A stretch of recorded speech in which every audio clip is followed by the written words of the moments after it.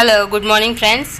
आज के इस वीडियो में हम बात करेंगे 50 मिलीसिमल पोटेंसी, जिसके बारे में हम पहले भी बात कर चुके हैं। पिछले वीडियो का लिंक मैंने डिस्क्रिप्शन बॉक्स में दिया है, आप पहले वो वीडियो देखें। उसके बाद इस वीडियो पे आप देखेंगे तो आपको ज़्यादा समझ में आएगा।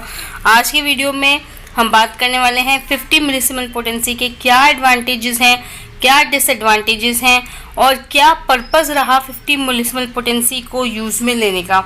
तो आइए स्टार्ट करते हैं इस वीडियो को। Let's start with the advantages of 50 millesimal scale. 50 millesimal जो पोटेंसी है आपकी, उसके मिनिमम एग्रावेशन है।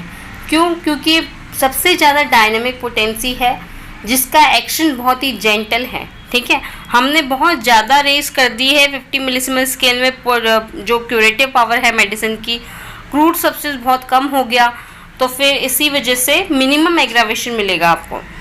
Second advantage is highest development of latent power.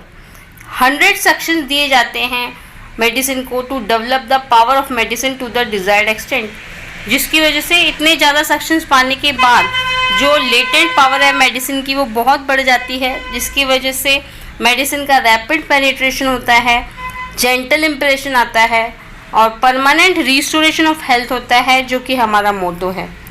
Third is quick cure of chronic cases. Homeopathy को लेके एक बहुत बड़ा मिथ और है कि होम्योपैथी बड़ा धीरे काम करती है, जो कि हम सभी जानते हैं ऐसा कुछ नहीं है।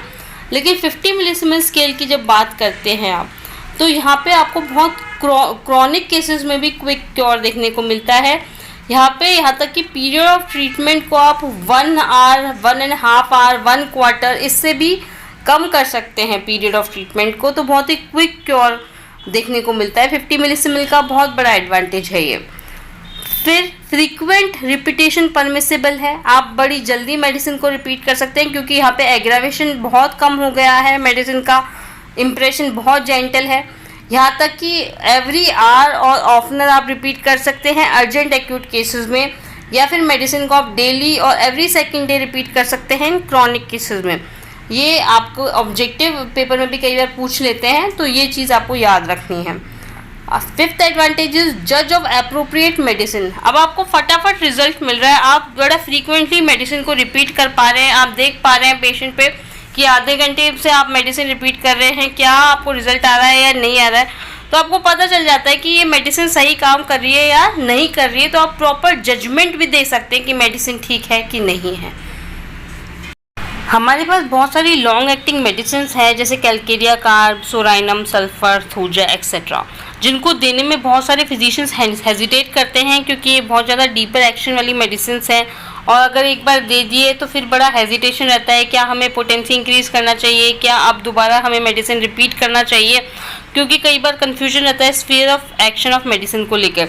लेकिन as far as 50 millesimal scale is concerned, यहाँ पे हम इन मेडिसिन को भी फ्रीक्वेंटली रिपीट कर सकते हैं। तो this is again a very important advantage. Seventh advantage is it cure both acute and chronic cases in the quickest possible time if used by olfaction.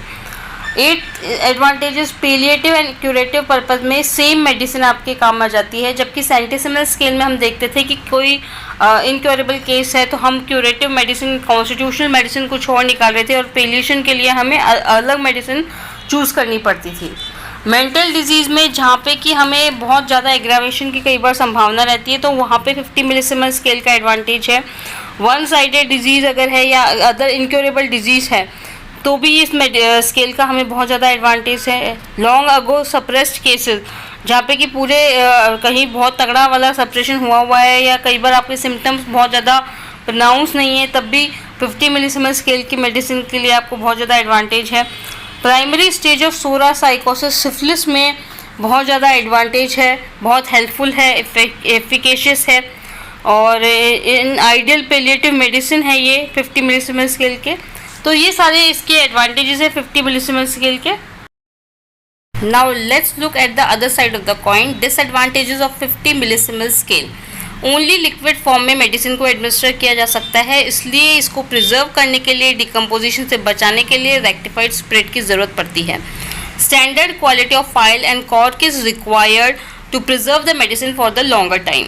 Third disadvantage, if any aggravation, need to inform the physician तो आप बहुत दूर अगर physician से रहते हैं तो कई बार दिक्कत आ सकती है, क्योंकि फिजिशियन को आप इन्फॉर्म करेंगे अगर एग्जामिनेशन के लिए तो हो सकता है कि वो कुछ एप्लीकेशन में कुछ मेडिसिन के इंटरवल में चेंजेस बताएं, तो कई बार दिक्कत आ सकती है अगर आप फिजिशियन से लॉन्ग डिस्टेंस पे रहते हैं। तो these are all the disadvantages of 50 millesimal scale, जो कि बहुत ही कम है in comparison to the advantages of this scale.